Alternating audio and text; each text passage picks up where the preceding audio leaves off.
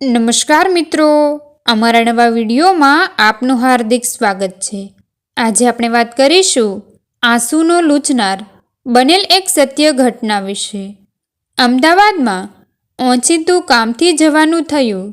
વિજયે જેવો પોતાની ફોર્ચ્યુનર ગાડીનો સેલ શરૂ કર્યો કે તરત જ ગાડી ચાલુ થવાને બદલે રીસાઈ ગયેલી પ્રેમિકાની માફક ધરધર કરીને શાંત થઈ ગઈ। વિજયની આ લાડકવાઈ ગાડી આજે તેનો સાથ આપવા માગતી ન હતી।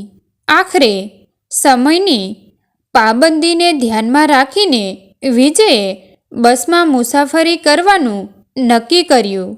ગામની ભાગોળે જેવી બસ આવીને ઊભી રહી કે એ તરત જ બસમાં બેસી ગયો। તેની બાજુમાં એક મેલા ઘેલા જૂના કપડાં અને બરછટવાળાઓ એક વૃદ્ધ માણસ બારીની બહાર તાકીને જોઈ રહ્યો હતો। તેને જોતા લાગતું હતું કે તે આ ગામનો કોઈ પરિચિત હોવો જોઈએ। આ ગામ સાથે એને કોઈ વર્ષો જૂનો નાતો હોવો જોઈએ। વિજયે થોડું ધ્યાનથી જોયું તો આંખોમાં ચમકારો થયો અને હૃદય બોલી ઉઠ્યું કે આ તો તારા બાળપણના મિત્ર રાહુલના પપ્પા પસાકાકા છે। રાહુલ અને વિજય બંને બાળપણના લંગોટિયા દોસ્તારો, સાથે રમે અને સાથે જ જમે। ગામના સૌથી ધનવાન વ્યક્તિનો પુત્ર હોવા છતાં વિજયનો મોટા ભાગનો સમય રાહુલના ઘરે જ વીતતો હતો। પસાકાકા પણ બંનેને સરખો પ્રેમ આપતા હતા। તેમણે વિજયને ક્યારેય પારકો ગણ્યો જ ન હતો। સમયના વહેણની સાથે વિજય વધારે સારું ભણતર મેળવવા ગામથી દૂર શહેર જઈને વસ્યો અને રાહુલ અને પસાકાકા ગામમાં જ રહી ગયા। વિજયે શહેરમાં જ પોતાનો મોટો ધંધો શરૂ કરી નાખ્યો અને પરિવાર સાથે અમદાવાદમાં જ રહેવા લાગ્યો। આજે વર્ષો પછી તે તેના ગામમાં તેના મિત્ર અને પસાકાકાને જ મળવા આવ્યો હતો, પરંતુ પસાકાકાના ઘરે આજે બીજા કોઈનું બાળક રમતું મળ્યું। તપાસ કરતાં ખબર પડી કે પસાકાકા તો ઘર અને જમીન બધું વેચીને ક્યાંક જતા રહ્યા છે। એટલે આજે મૂંઝાયેલા મોઢે એ પાછો ફર્યો હતો। પણ નસીબનો ખેલ જુઓ કે આજે પસાકાકા એને બસમાં જ મળી ગયા। તેને પસાકાકાને પોતાની ઓળખાણ આપી। પસાકાકા પહેલાં તો ન ઓળખ્યા, પણ જ્યારે અતીતની સ્મૃતિઓને ઝંઝોળીને જોયું તો તરત જ યાદ આવ્યું કે આ તો મારો લાડલો વિજય છે। પસાકાકાની આંખે જળજળિયા આવી ગયા। તે અચાનક વિજયને ભેટી પડ્યા અને ભાવવિભોર થઈ ગયા। તેઓ જાણે તેમના રાહુલને ભેટી રહ્યા હોય એમ સમય જાણે એક પળ માટે અટકી ગયો હતો। વિજયની આંખો પણ ભીની થઈ ગઈ। વિજયે પૂછ્યું કે રાહુલ ક્યાં છે અને તમે કેમ આવી હાલતમાં? શું થયું તમારી સાથે? પસાકાકાએ કહ્યું કે રાહુલ તો અમેરિકાની મોટી કંપનીમાં નોકરી કરે છે। એને તો અહીંયા આવવાનો પણ સમય નથી। આ તો એને વિદેશ મોકલવાનો હતો, એટલે મેં મારી જમીન અને ઘર બધું વેચી દીધું અને હાલ અમદાવાદની એક કંપનીમાં નોકરી કરું છું। વિજય વિશ્વાસ ન હતો કરી શકતો કે જેનો દીકરો અમેરિકામાં મોટી કંપનીમાં નોકરી કરતો હોય એના બાપને અમદાવાદમાં આટલી ઉંમરે પણ નોકરી કરવાની શી જરૂર? પણ એને આવા બધા સવાલો પૂછવા ઠીક ના લાગ્યા। એને બસ આનંદ હતો કે એનો મિત્ર અત્યારે અમેરિકામાં કોઈ મોટી કંપનીમાં છે. પસાકાકાની હાલત હજુ પણ વિજયની સમજમાં આવતી ન હતી. એને એમ લાગ્યું કે એકલા રહેવાને લીધે તેઓ કદાચ પોતાના પર ધ્યાન નહીં આપી શકતા હોય, એટલે આમ અસ્તવ્યસ્ત રહેતા હશે. વાતમાં અમદાવાદનું ગીતા મંદિર બસ સ્ટેન્ડ આવી ગયું અને વિજય જેવો પસાકાકાને પગે લાગવા નીચે નમ્યો કે જોયું કે તેમનો એક પગ પ્લાસ્ટિકનો હતો અને બાજુમાં એક લાકડાનો દંડો હતો. વિજયની આંખો ભરાઈ આવી. તેણે પૂછ્યું કે કાકા, આ શું થઈ ગયું? કાકાએ જરા પણ ગભરાયા વગર સ્મિત સાથે કહ્યું કે આ તો કિસ્મતની દેન છે. એક દિવસ બસમાં ચડતા આવી જ એક બસ નીચે મારો પગ આવી ગયો હતો. જિંદગી છે દીકરા, આવું તો ચાલ્યા કરે. તું મારી ચિંતા ના કરતો. પછી વિજયે પસાકાકાને હાથ પકડીને નીચે ઉતાર્યા. આજે વિજય પસાકાકાની ટેકણ લાકડી બન્યો હતો.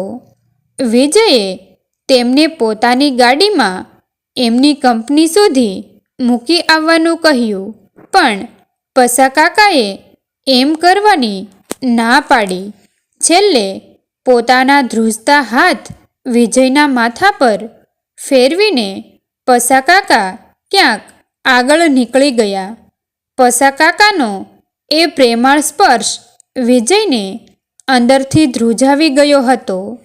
સાંજના 5 વાગ્યે વિજય પોતે અંગત કામથી અને પોતાની ગાડી લેવા ગામડે જવા ગીતા મંદિર બસ સ્ટેન્ડ આવી પહોંચ્યો. તે બસની રાહ જોઈને બાંકડે બેઠો હતો અને મોબાઈલમાં વ્યસ્ત હતો. એવામાં ભીખ માગતો એક હાથ એની તરફ લંબાયો. એણે માથું ઊંચું કર્યું તો જોયું કે આ તો પસાકાકા છે. પસાકાકા પણ વિજયને જોઈને હચમચી ગયા. બંનેની હાલત કાપો તો લોહી ન નીકળે એવી થઈ ગઈ. જે પસાકાકાને એ સવારે બસ સ્ટેન્ડે છોડીને ગયો હતો, એ પસાકાકા સવારથી સાંજ સુધી અહીં ગીતા મંદિર બસ સ્ટેન્ડે ભીખ માંગીને પોતાનું પેટિયું રળતા હતા. જે પસાકાકાના ઘરેથી કોઈ ખાલી હાથે પાછું જતું ન હતું, એ પસાકાકા આજે ભીખ માંગીને પોતાનું ગુજરાન ચલાવતા હતા. આ વાતે વિજયને અંદરથી હચમચાવી દીધો હતો. વિજયે પોતાની તરફ લંબાયેલો એ તરત જ હાથ પકડી લીધો અને પસાકાકાને પોતાની પાસે બેસાડીને સંઘળી હકીકત જણાવવા માટે કહ્યું. પસાકાકાએ કમને કહ્યું કે રાહુલને વિદેશ મોકલવા પોતાની બધી જમીન, ઘર અને જીવનભરની મૂડી ખર્ચી નાખી. રાહુલ વિદેશ તો ગયો પણ પાછો ક્યારેય ના આવ્યો. શરૂઆતમાં એને થોડા પૈસા મોકલ્યા, પણ પછી તો એ પણ બંધ કરી દીધા. હવે તો એણે એનો ફોન નંબર પણ બદલી નાખ્યો છે. બધું વેચાઈ ગયા પછી હું નોકરીની તલાશમાં આમ તેમ ભટકતો રહેતો અને એક દિવસ આવી જ દોડધામમાં બસ નીચે મારો એક પગ આવી ગયો અને હું અપંગ થઈ ગયો. હવે આ અભાગ્યાને કોણ નોકરીએ રાખે? જુવાનીમાં ખુમારીભેર જીવતો તારો આ પસોકાકો આજે કોઈની સામે હાથ લાંબો કરતા પહેલાં હર ઘડીએ 1000 વાર મરે છે. રોજ પોતાના આત્મસન્માનનું ખૂન થાય પછી ભીખ માંગવા માટે હાથ લાંબો થાય છે. એમ કહેતા કહેતા પસા કાકાના ગળે ડૂમો ભરાઈ આવ્યો. બસ કાકા, હવે કાંઈ કહેવાની જરૂર નથી, એમ કહીને વિજયે પસા કાકાને અટકાવ્યા. તમે ચાલો મારી સાથે મારા ઘરે. ના બેટા, એમ કોઈના પર બોજ ના બનાય. વિજય જાણતો હતો કે પસા કાકા એમ નહીં માને, એટલે એણે વાત બનાવીને કહ્યું, અરે, હું ક્યાં તમને બોજ બનાવવાનું કહું છું. મારી કંપનીમાં કામ કરતા લોકોની હાજરી પૂરવા માટે મારે તમારા જેવા જ એક માણસની જરૂર છે. તમારે બસ ટેબલ પર બેઠા બેઠા વર્કર્સની હાજરી જ પૂરવાની છે. એના માટે તમને પગાર પણ મળશે અને રહેવા માટે ક્વાર્ટર્સ પણ. વિજયની વાત સાંભળતા જ પસા કાકાના હોઠો પર વર્ષોથી પડેલા સ્મિતના દુકાળ પર ખુશીનો વરસાદ વરસવા લાગ્યો. વિજયને તેની અનુભૂતિ પસા કાકાની આંખોથી થઈ રહી હતી. મિત્રો, તમને જો આ વિડીયો પસંદ આવ્યો હોય તો વિડીયોને લાઈક અને તમારા અન્ય સગા સંબંધી મિત્રો સાથે વિડીયોને શેર કરવાનું ભૂલતા નહીં. અને આવા જ નવા નવા જીવન ઉપયોગી, જીવનમાં કંઈક નવું કરવાની પ્રેરણા મળે, કંઈક નવું જાણવા મળે તેવા વિડીયો જોવા માટે અમારી ચેનલ સાથે બન્યા રહો. થેન્ક યુ મિત્રો. મળીએ છીએ એક નવા વિડીયો સાથે. આભાર.